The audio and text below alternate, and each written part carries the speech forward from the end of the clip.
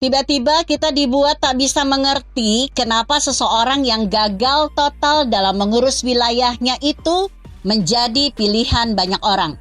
Dia yang gak bisa apa-apa dalam banyak hal itu tiba-tiba justru menjadi tempat banyak orang menyandarkan harapannya dan kemudian mencoba untuk memilihnya. Dalam beberapa survei terakhir, Abbas menempati urutan kedua menggeser Wowok. Potensinya akan terus melejit, bukan mustahil masih akan terus berlanjut. Kok bisa? Jangan injak atau nistakan lawanmu yang sudah kalah, apalagi menyerah. Itu hanya akan menciptakan sebuah peristiwa baru dan tak terduga. Bisa saja karena harga dirinya terinjak, entah dari mana datangnya, tiba-tiba kekuatan tak kasat mata itu memberi dorongan terakhir. Dia bisa membuat hal mustahil. Bisa jadi juga para penonton yang menyaksikan kebrutalanmu yang terus menginjak lawanmu yang sudah menyerah justru menjadi tak lagi punya simpati. Tiba-tiba mereka berbalik. Pada kisah yang lain, kisah yang juga memiliki kemiripan akan sebab musabab munculnya kekuatan mustahil seorang maling misalnya. Dia dikisahkan dengan decak tak mengerti saat lolos karena mampu melompati pagar yang sangat tinggi. Dari manakah kekuatan tak kasat mata milik seorang maling yang karena terpojok dan hidupnya terancam dapat melompat pagar setinggi mustahil bagi ukuran orang wajar? Kekuatan mustahil yang tiba-tiba muncul karena rasa takut itu konon justru meloloskan dia dari kematian. Bisa jadi demikianlah cara semesta bekerja. Bisa jadi memang demikianlah cara hukum alam mempecundangi nalar yang telah keburu melar. Maksudnya? Ya, bisa jadi Abbas memang justru mendapat keuntungan luar biasa besar manakala dia yang sudah terseok lelah dan menuju kalah itu terus dibuli. Seperti tak ada kata lelah. Para pembencinya terus dan terus mencari sisi dan semua keburukannya. Dia justru terus dibicarakan.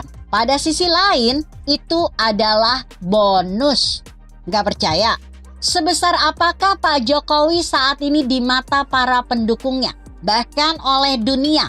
Dia dinobatkan sebagai pemimpin paling berpengaruh. Padahal awalnya dia bukan siapa-siapa. Dulu saat awal dan pertama dijagokan maju Pilpres 2014, dia memang bukan siapa-siapa. Dia yang bukan siapa-siapa itu lantas dibully.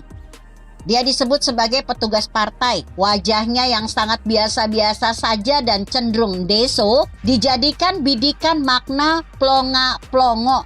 Dia juga di-PKI-kan secara masif oleh halayak dan terus dicari segala buruk dan kekurangannya. Bagaimana posisinya sekarang? Jangankan rakyat Indonesia, bahkan dunia dibuatnya terpukau.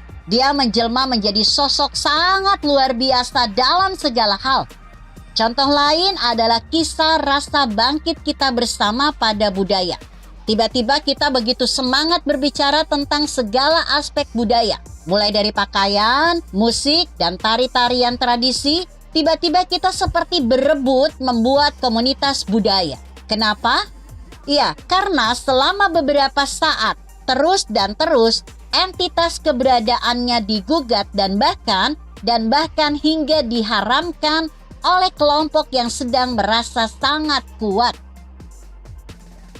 Seperti tak puas, budaya kita yang seolah telah pada tahap setengah mati, oleh mereka kemudian ingin diinjak dan diinjak lagi. Dan itu justru yang membuat kita kemudian melawan.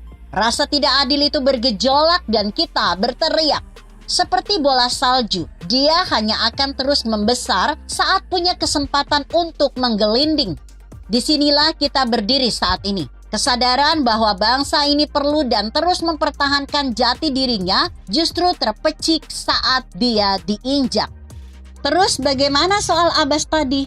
Pak BY pernah panen karena sebab yang hampir mirip dan kemudian dia jadi presiden.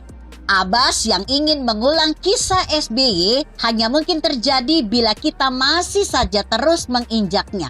Semua terserah dan berpulang pada pilihan Anda. Kalau tanya kepada saya hanya akan menjawab, Biarkan saja, biarkan yang sedang sekarat itu mati karena sebab alami atas kondisinya sendiri. Rasa nestapa akan bersalah dan segala kacau rasa terhadap apa yang sudah dilakukannya saat menjabat 5 tahun akan meremukkan dari dalam dirinya sendiri. Ukurannya sudah sangat jelas. Siapapun yang waras tahu bahwa selama 5 tahun menjabat dia gagal total. Dia sama sekali tidak bekerja. Bahkan oleh banyak pihak dia justru dianggap telah merusak apa yang sudah ada. Biarkan itu menjadi dosanya. Biarkan gundah hatinya datang dan terus menggerogotinya. Dari sana, keruntuhan sebagai wajar sebab akibat pasti akan datang dengan sendirinya. Sama seperti kita tak perlu menutup atau menimbun sesuatu dengan sesuatu yang serupa. Sampah seharusnya tidak boleh ditutup dengan sampah-sampah yang lain. Busuk aroma aslinya kelak justru akan tersamarkan. Jadi sebaiknya didiamkan saja gitu. Natal tahun ini tiba-tiba sangat ramai dengan ucapan dari hampir semua pihak dan semua kalangan. Padahal tahun-tahun sebelumnya tidak seperti itu. Tak terlalu berlebihan bila kita katakan bahwa itu pasti karena keberadaannya pada suatu saat dulu yang juga pernah dipermasalahkan. Ya, mengucapkan selamat Natal memang pernah menjadi isu ramai antara boleh dan tidak. Tapi hari ini semua orang tak lagi terbawa pada ribut kampungan itu. Sekali lagi, selamat Natal 2022. Begitu kira-kira. Artikel ini ditulis Karto Bugel yang disadur dari redaksi Indonesia.com dengan judul Jangan Injak Lawanmu yang Sudah Kalah. Bagaimana menurut Anda? Jika Anda berpendapat lain, tuliskan komentar Anda di bawah ini. Saya Emma, Karisma 90.